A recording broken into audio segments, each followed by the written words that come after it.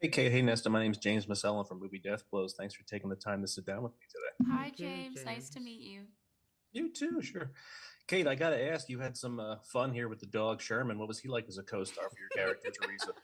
We don't say Sherman, we say Shermie. Shermy. James, what we went through to finally find the divine Shermie. I will just share a little bit of it.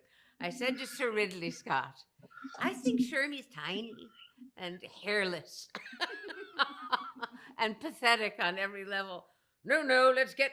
And the next thing, it was a huge bounding Labrador bounding across the soundstage. However, after many communications, it was decided that Shermie should be small and a little uh, barky, which he is. Easier to control, I guess, at that point. Now, there's nothing easy about Shermie. Nesta, your character is a lawyer in the show. It's representing Brian's character, but like towards the end of the season, you guys are in that hospital episode that turns into like a horror movie almost. What was it like filming that was some of the best scenes for me. What was it like filming that episode? Oh my gosh. I mean, it was fine for me. Watching Brian go through hell, just take after take, like that long scene where he's coming down the hallway and he has tears in his eyes and he has got the walkie in his hand and he's like, "What do you want?" and screaming like it just it just was so incredible to watch. And it's such an emotional climax for the show. And yeah, it just was it's terrifying what Ray goes throughout the series. And so I was just very happy to be there and be able to have a little support for him near the end of that sequence. It was beautiful to watch.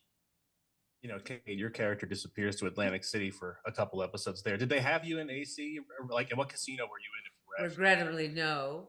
No. Yet another sound stage, if you know what I'm talking about, James. But I loved it. I loved it. That's what she does. That's what she does for crack, you know? I know you're from Iowa, but you had the East Coast lingo down with down the shore and not saying the beach. I'm sitting in Philadelphia right now. That's the only reason I can compliment you on that. Oh, you're in Philly, down Nice. shore, yeah.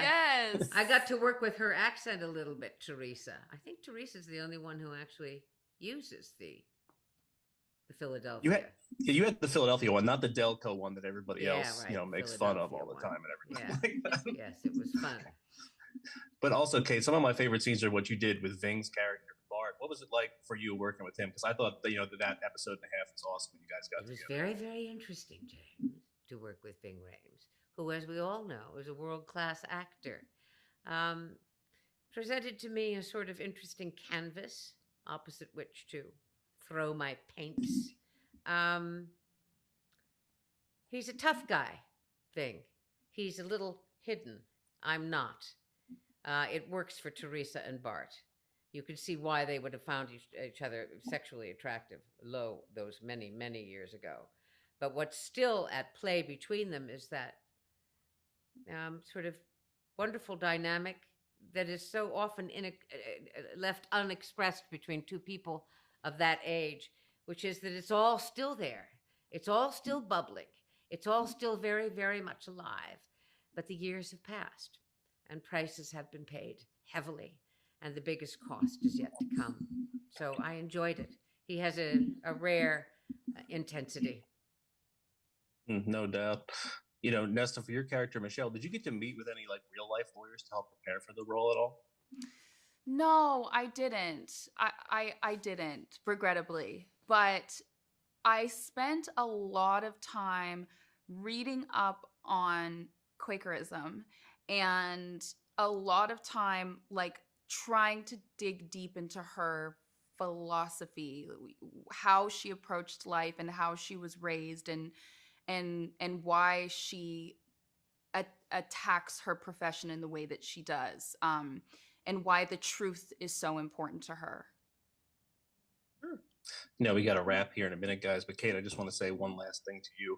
I grew up watching Star Trek: The Next Generation with my dad, but you were my first ever Star Trek captain that I got to watch the live episodes for. So you will always be my Captain Janeway. Thank you for everything you did And with you will Voyager. always be my friend. Thank